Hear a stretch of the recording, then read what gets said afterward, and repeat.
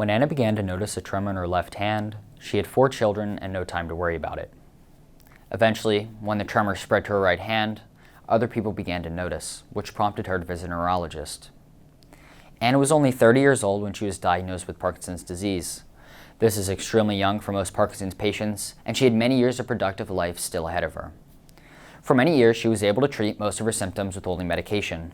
She was able to go about her daily life, taking care of her children, as well as taking art classes at the local college. However, as time progressed, so did her Parkinson's, and her symptoms became more severe. She began to take more medicine more frequently. However, about every 30 to 60 minutes after taking her medication, unintended movements called dyskinesias would occur, and this began to impact her daily life. She was no longer able to drive anymore and had to stop her classes that she was taking at the college.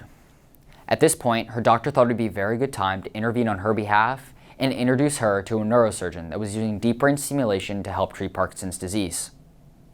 Anna was hesitant at first, thinking that brain surgery was too drastic a step to treat just her Parkinson's symptoms.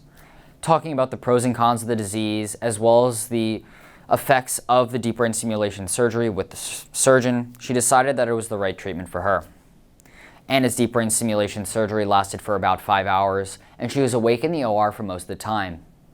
Afterwards, she remembers feeling pain in her chest where the neurostimulator was implanted, as well as in her neck where the leads to her head were placed.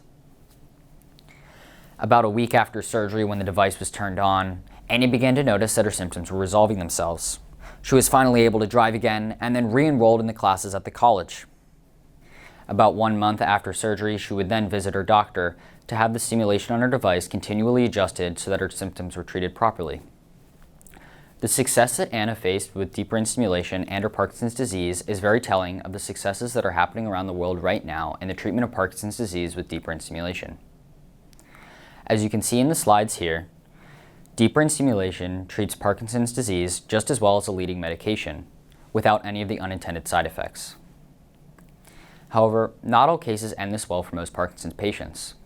Candidates have to go through hours of testing, as well as symptom identification to make sure that deep brain stimulation is correct for them.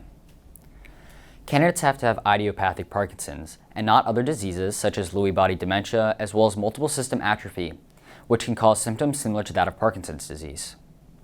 They also have to be below the age of 69 and have a great response to medication. However, the most difficult criteria for most patients to meet is that they cannot display any cognitive dysfunction.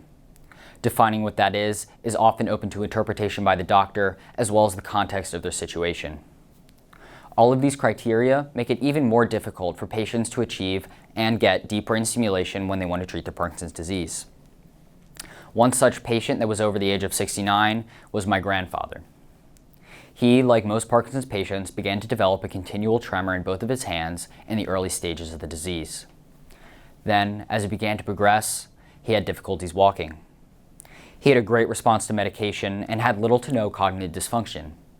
However, when he began to develop his symptoms, he was at around the age of 80, and this is well over the age limit for deep brain stimulation. I believe with more research into the technology of deep brain stimulation, as well as the surgical implementation method for deep brain stimulation, patients such as my grandfather will be able to receive this type of treatment to improve their quality of life when living with Parkinson's disease. However, this story of medical development is not new, but rather a continuation of medical research throughout the decades. The first step in deep brain stimulation came along in the 1930s, when a doctor in Quebec used electrical stimulation of the brain to help treat seizures. The patient was awake in the OR, while the doctor used a probe to identify which sections of the brain were causing the seizures. They would then ablate or permanently damage that section of the brain to keep it from seizing. The next step in deep brain stimulation came along in the 1960s, when the same company that developed the deep brain stimulation device developed the first pacemaker. As you can see in the slides here, the two devices are almost identical, and the company's technology that they used to develop the pacemaker was used to develop the deep brain stimulation neurostimulator battery as well. The neurostimulator technology and battery for the pacemaker, as well as the surgical implementation of the neurostimulator under the collarbone in the chest, was derived specifically from the pacemaker device. Then, in 2002, when the FDA approved the deep brain stimulation device for the treatment of Parkinson's, around 40,000 people now around the world have been using it to treat both their essential tremor and Parkinson's disease. By using continual electrical stimulation of the brain, their tremors have been reduced and their quality of life has been improved. As time has progressed, however, so has deep brain stimulation. The traditional method, as well as location for implementation of the device into the brain, is traditionally in the subthalamic nucleus region, as identified by stereotactic surgeons after extensive testing. As you can see in the picture here, the red arrows identify the subthalamic nucleus region of the brain, where these devices are normally implemented. A lead, also called an electrode, is a thin insulated wire which is inserted through a small opening in the skull and then guided by a doctor into the subthalamic nucleus region of the brain. And this is mostly where most deep brain stimulation devices are implemented.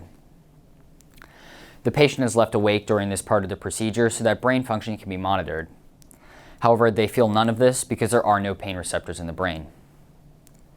Even though the subthalamic nucleus region of the brain was identified as the most effective area for deep brain stimulation implementation early on by stereotactic surgeons, research is being done into the viability of the globus pallidus region for new stimulation. There currently appears to be no difference in whether you undergo palatal stimulation or subthalamic stimulation in motor function. However, when you don't undergo subthalamic stimulation, palatal stimulation is a very interesting alternative for many patients. As you can see in the picture here, the leads are being placed and guided into the globus pallidus region of the brain for deep brain stimulation. A current study comparing both palatal stimulation as well as subthalamic stimulation found that palatal stimulation actually has a greater improvement in quality of life functions compared to that of subthalamic stimulation, while still having the same improvement in motor function that subthalamic stimulation does. This increases the range of treatment options with this type of treatment, as well as the amount of patients that are able to be treated with it. The developments in integrative technology have helped Parkinson's patients around the world overcome most of their Parkinson's symptoms, as well as improve their quality of life.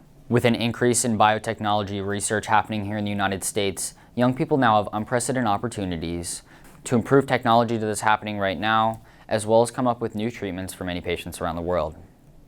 With current studies being done into the usefulness of deep brain stimulation for depression as well as obsessive compulsive disorder, the applications are numerous. With so little known about the use of technology within the human brain and the interactions, my generation has a new invitation to explore this new frontier, to come up with new treatments and improve the lives for all people. Thank you.